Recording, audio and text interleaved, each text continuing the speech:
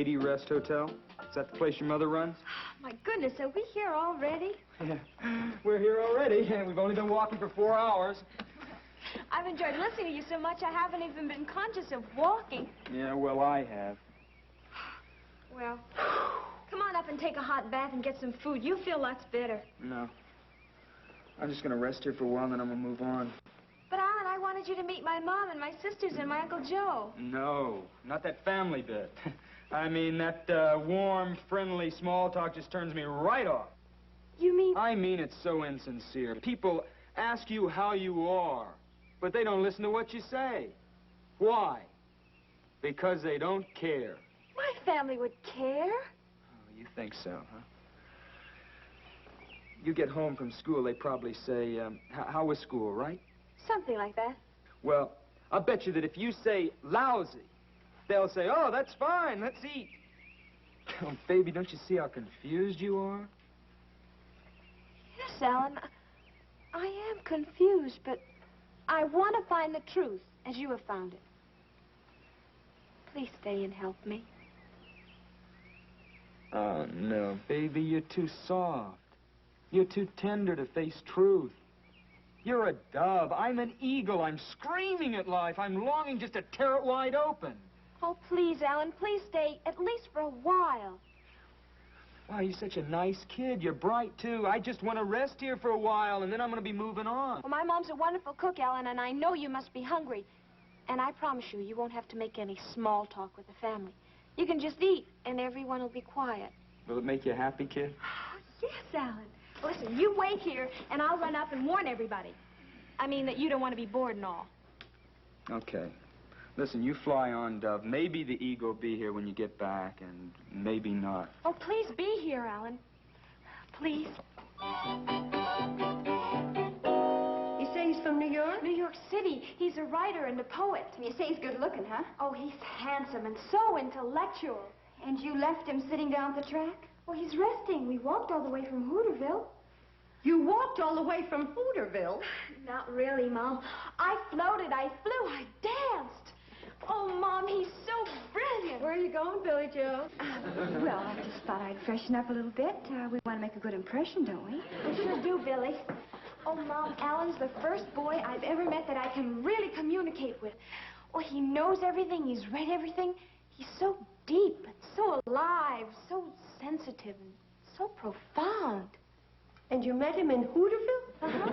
At the library on my way to school this morning.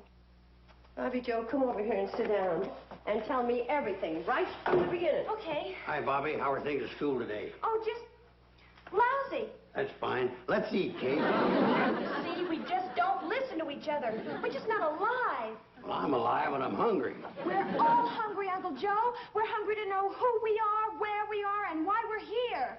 Well, speaking for myself, I'm Joe Carson. I'm in the kitchen. I'm in here to eat. Oh, no wonder Alan's so bitter.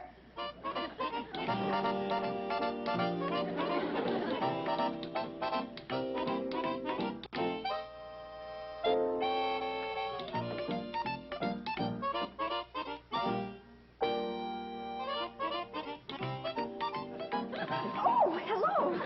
I didn't know you were here. Oh, yes, you did. That's why you came down here. Well, come to think of it, my sister did mention something. Are you the boy from New York City? Greenwich Village. Oh, Bobby Joe said New York. You know, she never gets anything right. If you were to move your feet, I could sit down. I know. I guess you are tired. Yeah, I'm tired. Of painted up, empty-headed chicks like you. What? You're all alike. And what do you have to keep proving to yourself that you're a woman, and don't you know? I know that you're the rudest man that I've ever met. Bugs you, doesn't it? Oh! Hi, Billy. Did you meet Alan? Yes. Bobby, you take my advice and don't fall for him because he's already in love. He is? Yes, with himself. You've got against the boy. You haven't even met him. Well, A, I don't trust big city fellows, especially from New York. And B, I don't trust writers, especially poets. And see, when you put the two together, you're going to have a lot of trouble. Bobby Joe says he's the first boy with whom she ever had an intellectual rapport. Now, you see, already you got trouble. Uncle Joe, an intellectual rapport means a meeting of the minds. Kate, you don't know poets like I do. Oh, where'd you ever learn about poets? From reading their poetry, that's where. Like what? Like this. There was a young girl from Duluth. Uncle Joe, that isn't poetry. What do you mean it ain't? It rhymes. Last line goes, I don't want to hear it. And I also don't want to hear any more talk against Bobby Joe's poet friend. I understand exactly how she feels. When I was a girl, I was in love with Longfellow, Whittier, Byron, Keats, Shelley. All at the same time. yeah, but one big city fella can be more dangerous than them 5 local boys put together.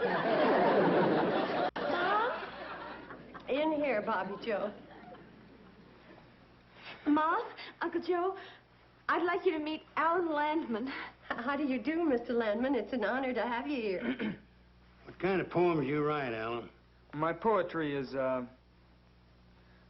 cry of anguish in the tortured night. Oh, you write jingles for them indigestion commercials. Joe? Oh, no, I'm sure Mr. Landman is way above anything like commercial jingles. Oh, of course he is. My poetry is a scream of protest. I sound the alarm. I hang the bell on the cat. I shout in the atrophied ear of a sleeping America. Isn't that marvelous? Wonderful. You like it? It's absolutely fascinating, inspirational. You didn't understand a word I said. Not a word.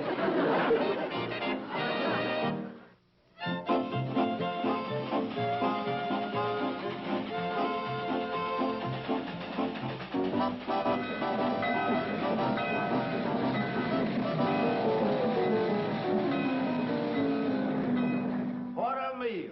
That Dutch apple pie was laughing good. Kate really outdone herself tonight. So are you.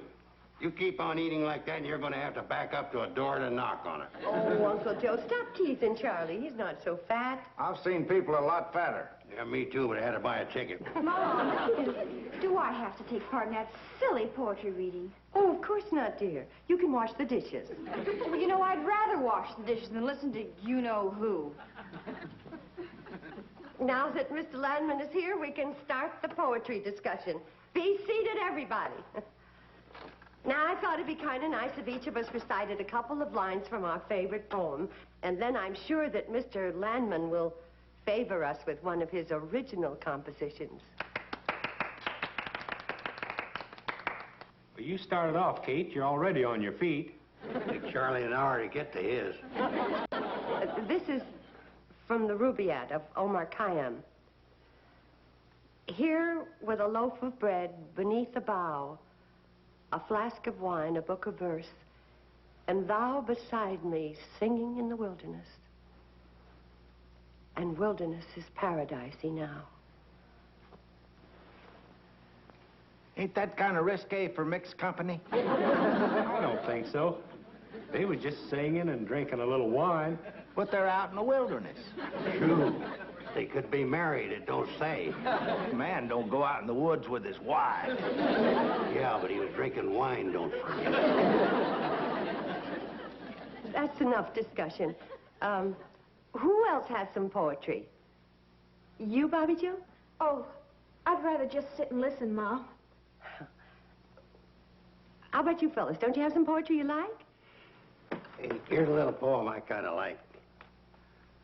I never seen a purple cow. I never hoped to see one. But I can tell you anyhow, I'd rather see than be one. Don't you get it? Feller says he'd rather see a purple cow than be a purple cow. Well, naturally. Who'd want to be a purple cow? Well, come to think about that, ain't so funny. I know a funny one. There was a young girl from Duluth. I think the time has come for our guest of honor, Mr. Alan Landman of New York City, to treat us to a sample of real poetry. I'd be happy to take part in this gig, although I don't know whether I'm far enough out for you cats or not. This is my latest poem. A gut-thin, whining wind defiles the groaning bones of neon-blinded seekers after murky morning. The burning mud explodes, a screaming pathway to hollow thunder of agony. I fall, and cheated dreams, a toenail splits.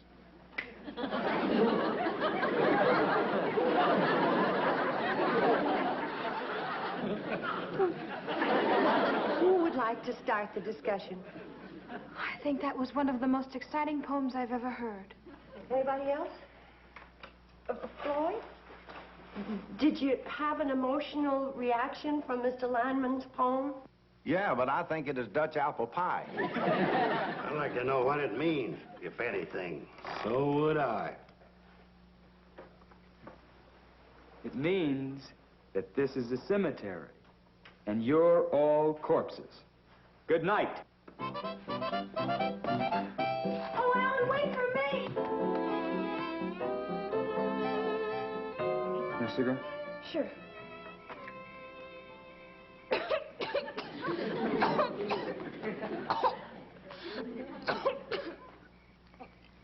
The wind. Wind's kind of chilly. The wind is kind of chilly? You know what E.I. Boyer says about the wind? What?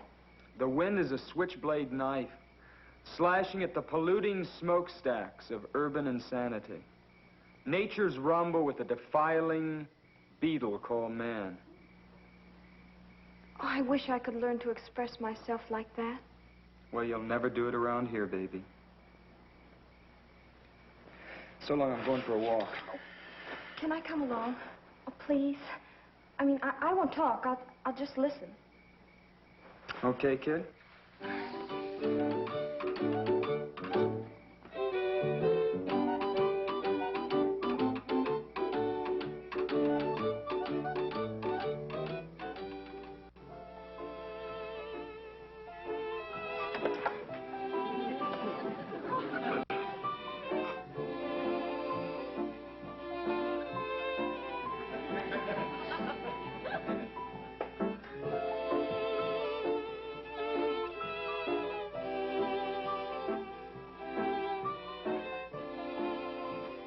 Kate, What? Who's sleeping? it's 1 o'clock. Why don't you go on up to bed? I'll wait up for Bobby Joe and that poet. No, I want to see Bobby Joe when she comes in. Well, in that case...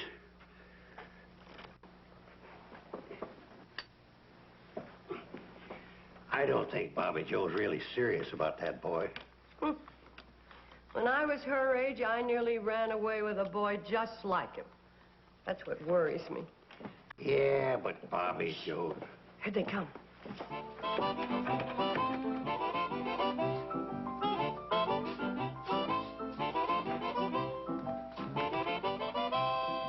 Oh, what a terrible hand. I ought to shoot you, Uncle Joe, for giving me cards like this. Oh, look who's here. Sorry we're late. Late? Is it late? I didn't notice. Mom, I know you're waiting up for me. Yes, I was. Go to bed, honey. I want to talk to Mr. Landman. Okay, but I want you to know that whatever he says, I'm completely on his side. Good night, Alan. Good night, baby. Good night, Uncle Joe. Am I leaving? Right.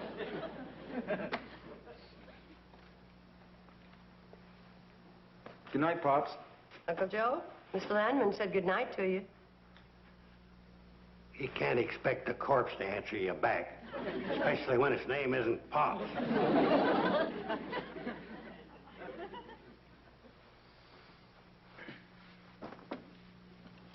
Okay, I'm going to save you a lot of time.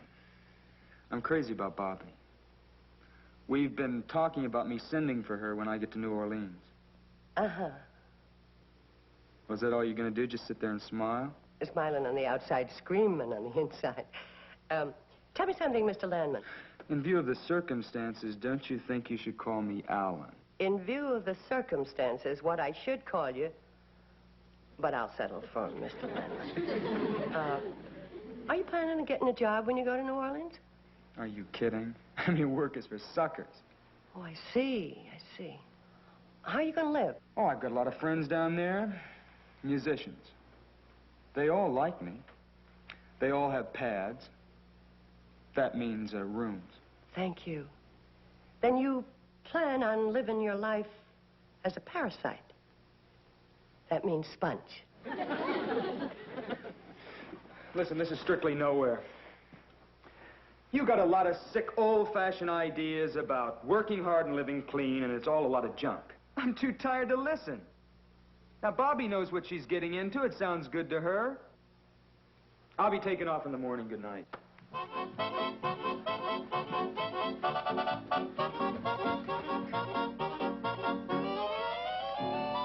heard that? Yeah, it's bad. What are you going to do?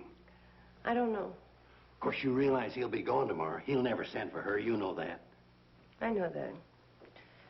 And she'll always remember him as a romantic young rebel, full of courage and exciting ideas. Yeah, I guess you're right. Why don't you have a good talk with her? That's the worst thing I could do. We'd only wind up yelling at each other, and he'd be a bigger hero than ever to her. No, talking to her about it'd be a big mistake. Big mistake. All those ideas of his are just a cover-up and an excuse for being a failure, for not having a job, for just being a bum, wandering around and living off other people. And you have been taken in by all that phony talk, and I am making a big mistake. Oh, Mom, you just don't understand, Alan. He has ideals. Thinks the world is full of hypocrisy, and he's attacking it. That's a lot of hogwash. He's just afraid to go out and fight for a job. But just let somebody offer him a nice, soft position, and you'll see how fast he'll stop attacking that hypocrisy and start lapping it up. And now that I've made my big mistake, good night.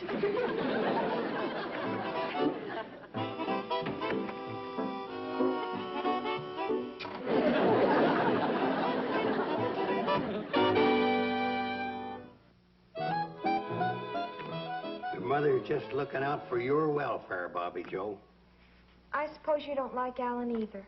No, but it's nothing personal. He's been nice to me. In fact, he told me I was the biggest square shooter he'd ever met. Of course, he took a poetic license and left out shooter. Thank you, Mr. Bradley. Oh, Uncle Joe, I'd like you to meet Mr. Stanley. He's going to spend a couple of days with us. Get away from the high pressure of big business. All right. This is my daughter, Bobby Joe. Hello, Bobby Mr. Joe. Stanley. You're leaving, Alan? Yeah, kid, but you'll be hearing from me. Oh, Mr. Landman, you should meet Mr. Stanley. He's from New York, too. Mr. Stanley, Mr. Landman. How are you, young man? You really want to know? Mr. Stanley is the president of the Rollo Dog Food Company. He was telling me all about his advertising problems. It's driving me out of my mind. I've offered a $2,000 bonus for a jingle I can use on radio and television, and no one in my agency can come up with one. $2,000 just for a jingle? Just a 4-line jingle. Mr. Landman is a poet. Oh, of course, he only writes high-class stuff. Is that so? $2,000. I know what's going on in your mind. You do? You think Alan's going to be tempted by that $2,000 and try to sell Mr. Stanley a dog food jingle. I don't think a superior artist full of ideals would do that. No, never. By the way, I thought your poet friend was leaving this morning. Well, he was, but he had to... Listen to this one, Mr. Stanley. Rollo dog food is never gummy. Can't form a ball in your puppy's tummy. Rollo dog food is doggone yummy. Oh, it has human appeal, but speaking from the dog's viewpoint, it doesn't make my tail wag. How about this one? When your poodle's feeling hollow, fill him up with a can of Rollo.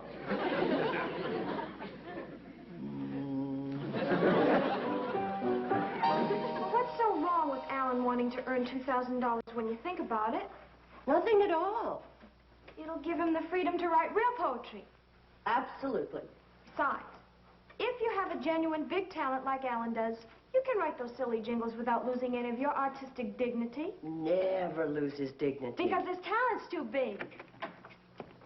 Get some Rollo now, now, now. Makes your dog say, bow, wow, wow. How's that for real dog appeal? Does that make your tail wag, Mr. Smith? Mr. Landman, I'll be honest. You have talent, all right, but I just don't think you talk dog language. Forgive me for saying it, sir. But must your advertising appeal to the dogs? I mean, after all, it is the humans who buy it. We've got to please the dog. We cater to the dog. We've got to sleep dog, eat dog, think dog. Understand? Or do you think I'm crazy? Oh, crazy, no, sir. Ah, I know. You're after the money. Well, I'll pay anything to the writer who'll get inside the dog's mind with me. I'm in there, but I can't write. I really think I could do it, given a little time. I don't know. Dog persons are born, not made. You've either got that dog in you or you haven't. And I say you can't please a dog consistently if you don't have the dog's viewpoint. I feel I really have it, sir. I don't know. You're tempted by the money. No, really. Dogs, they seem to feel that I'm one of them. They accept me. Are you sure? Sometimes they pretend just to get food out of you. No, it's sincere. I warn you, you can't fool a real dog person. And I'm real dog, my boy. I'll tell you something confidential, may I? Please. When I see a cat, I want to chase it up a tree. Now you think I'm crazy, right? No, on the contrary. I've never told anyone, but I like to run after cars and bite at the tires. That's a good sign. You're not lying. I cross my heart and hope to get run over. This may be a great day for all. I'd like to shake your paw. Bow, wow, wow.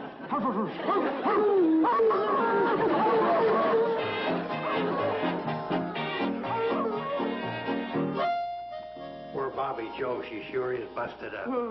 I wish somebody'd invent a way to take the pain out of growing up. Boy, I can't get over how lucky it was, that crazy dog food man showing up here just in time to show up that Mr. Landman. Wasn't that lucky, though? It was amazing. You might call it fate. You might. That's fate spelled K-A-T-E. What's going on here? Uncle Joe meet Roger Stanley, the best restaurant supply salesman in the country. Restaurant supply? He's new in this territory. First time he was here, you were in Pixley with the girls. Glad I could help you out, Kate. Oh, you put him up to the whole thing. You did a wonderful job, Roger. And any time you are my guest here for free. Oh, forget it. I had a lot of fun. I have a dirty trick on that kid, though. Oh, it'll do him more good than harm. Phil, so long. I'll see you the next time through. Bye, Roger. Thanks again. And don't chase any cats. So, You know, Kate, I never realized it, but you're a gall-dang genius. Oh, no, Uncle Joe. I'm just a gall-dang mother.